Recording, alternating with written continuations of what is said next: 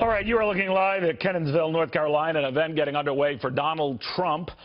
He's been devoting a great deal of time there, which indicates the importance he's placing in this battleground state in which he's been leading of late in the polls. The latest one out just a little while ago shows the race as tight as a tick, but with the two essentially tied. That is in a statistical tie, 44 to 43% Trump over Hillary Clinton. Karl Rove, the former deputy chief of staff for George W. Bush, of course, on what he makes of these tight poll numbers, but the swing and the trend has been Donald Trump's friend.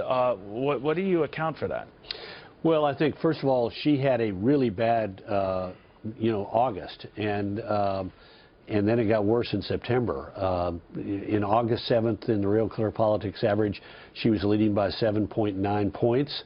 As of this morning, I think it's about 1.2. I think that's maybe a little bit closer than it actually is. But think about that. He's wiped out nearly 80% of her lead in the last 5 weeks, 6 weeks.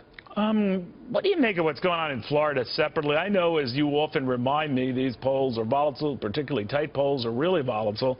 But right now it's a toss-up after Donald Trump was leading, or at least kind of consistently leading by a couple of points, not now in this latest Monmouth poll. How much stock do you place in that? Could she be reversing the trend? What? Well, I don't see anything that would lead me to believe that it's been reversed. I mean, we have, so these polls are going to trade within a range. That's why you sort of like to look at an average, so that if it's happening in more than one poll, it'll affect the average. But I think he's got a really good shot to carry Florida. Remember, this state is a geographic anomaly. It's the only state in the union in which the further south you go, the further north you are. And out there in southeast Florida, there are a lot of people who retired from New York and New Jersey and Connecticut and the Northeast who sort of view him as one of their own. He has a place in Mar-a-Lago, and he's going to run better in southeast Florida than most Republicans tend to do. Palm Beach and Broward and counties, for example, which Republicans lose handily, he'll lose as well, but it won't be as much, in my opinion, because they sort of view him as one of their homeboy.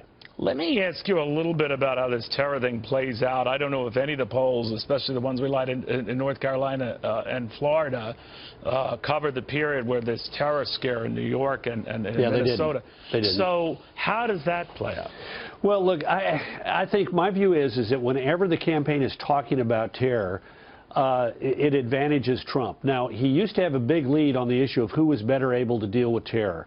In the Fox News poll, I think at one point he had a 7 or 8 point lead on this question. Essentially now it's flat. But I still think just the dynamic of talking about terror allows him to, he's very good at being punchy, short, explaining it. He's got a message about how we're not safe. He's got a message about we're going to have to change. And until this most recent incident, whenever she talked about terrorism, she sounded like the status quo. She sounded like everything's okay, and don't worry, we'll just keep doing what we're doing. Now, I thought it was interesting in her reaction to the weekend, she had a very specific statement that said, in essence, we need to do new things, and here are some of the things we need, including a surge in intelligence, which I thought was smart on her part, and a recognition she couldn't simply do status quo. And to more aggressively vet those trying to get in here. Exactly. Let me get your sense of what's going on, though, among the establishment Republicans. Many of them have been peeling off now and aligned themselves with Donald Trump, but not George Bush Sr., who we're told right now is still inclined to vote for Hillary Clinton. Do you believe that? No, I don't. In fact, look, Kathleen Townsend Kennedy visited him and then put it up on the Facebook page.